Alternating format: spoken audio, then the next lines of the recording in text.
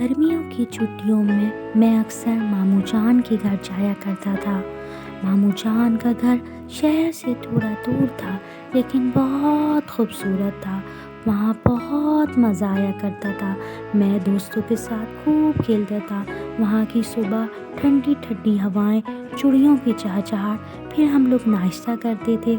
मुमानी जान बहुत मज़े का खाना बनाती थी। फिर हम लोग शाम में बाहर जाया करते थे। वहाँ बड़ा सा दरख्त जहाँ अक्सर रीछ सोया करता था, उसको देख के बहुत अच्छा लगता था। एक दिन तो बहुत तेज़ बारिश हुई, दरख्त जोर जोर से हिल रहा था। मैं तो ये देख ही नहीं सका, अंदर आ गया। फिर मैं जॉनी को ढूंढने लगा। जॉनी को मैंने दूसरे कमरे में भी जाके देखा, वहाँ भी जॉनी नज़र नहीं आया। जॉनी फिर मैंने देखा, जॉनी सामने से आ रहा था।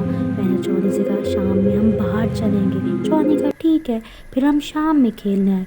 वहाँ एक बच्चा भागता हुआ आ रहा था कि दरख्त पर कुछ चीज़ है, और वो चीज़ हम लोगों ने भी देखी। हम दोनों तो दौड़े वहाँ से भागे। मैंने जॉनी से कहा जॉनी ये क्या था? हम भाग भाग के इतना थक गए थे। जॉनी ने कहा नोमी तुम ही मुझे लेके आए थे, मैं तो रात में नहीं खेलता था, मुझे इतना डर लग रहा है। मैंने कहा जॉनी ये इन बातों का वक्त नहीं है।